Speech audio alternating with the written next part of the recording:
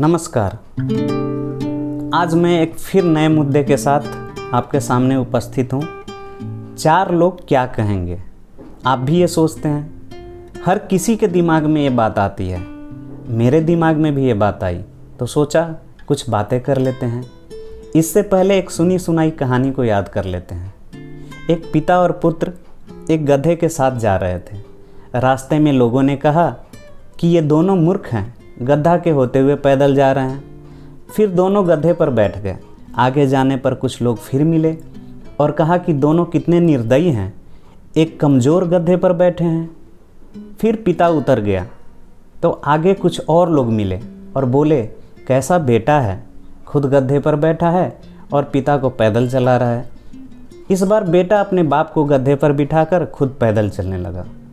तो फिर कुछ लोगों ने कहा कि कैसा स्वार्थी बाप है, खुद गधे पर बैठकर बेटे को पैदल चला रहा है। इस कहानी का मतलब ये है कि आप कुछ भी करो, अगर आपने 4 लोगों को आश्रय दे रखा है तो आप हर स्थिति में गलत होंगे। और ये भी कटु सत्य है कि ये 4 लोग सबसे ज़्यादा हम मध्यम वर्ग के लोगों के बीच पाए जाते हैं, क्योंकि जो गरीब हैं उनके पास तो कोई चॉइस है नहीं, और जो पैसे वाले हैं उन तक पहुंचने की हैसियत इन 4 लोगों की होती नहीं।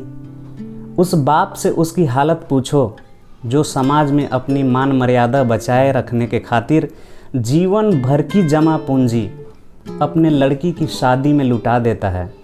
पर ये लोग सामियाना, नाच गाना, खाना पीना, सामान देने में नुक्स निकाल ही देते हैं। अरे इन 4 लोगों ने तो प्रभु श्री राम जी तक को नहीं छोड़ा। हम तो इंसान हैं। आप इन 4 लोगों की बातों का फिक्र करके कब 4 कंधों पर चढ़ जाओगे पता नहीं चलेगा। और फिर वही 4 लोग राम नाम सत्य है के साथ कहेंगे कि तुम बेवकूफ़ हो जो सारी ज़िंदगी हमारे बारे में सोचकर गुजार दिए।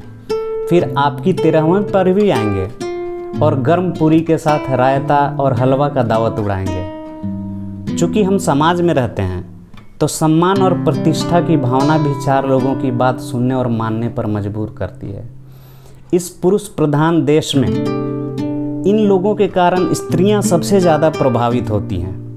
इनके बहुतेरे सपनों को कुचल दिया जाता है। कुछ को अपने मन की बातें मन में ही दफन कर लेना पड़ता है। पर सवाल ये है कि आखिरकार ये 4 लोग हैं कौन? ये 4 लोग ना अपने हैं ना पराए हैं। उन्हें हमारी फिक्र नहीं है, पर हमारी सारी खबर उनके पास है। साथ तो हैं पर पैरों की जंजीर बनके। उन्हें हमारे हर काम का हिसाब चाहिए। पर हमें क्या करना है? तो हमें स्वविवेक से निर्णय लेना है।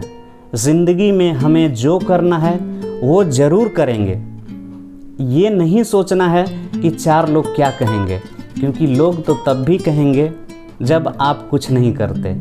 और जिस दिन हम इन 4 लोगों के खिलाफ जाकर काम किए और सफल हो गए तो हम 1000 लोगों के लिए प्रेरणा के स्रोत बन जाएंगे। उनका आगे का रास्ता भी खुल जाएगा।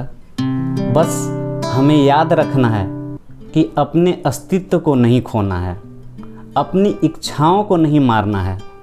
जीवन हमारा है तो हमारा निर्णय और हमारी कामयाबी, बस यही याद रखें। जय हिंद, जय भारत, वंदे मातरम।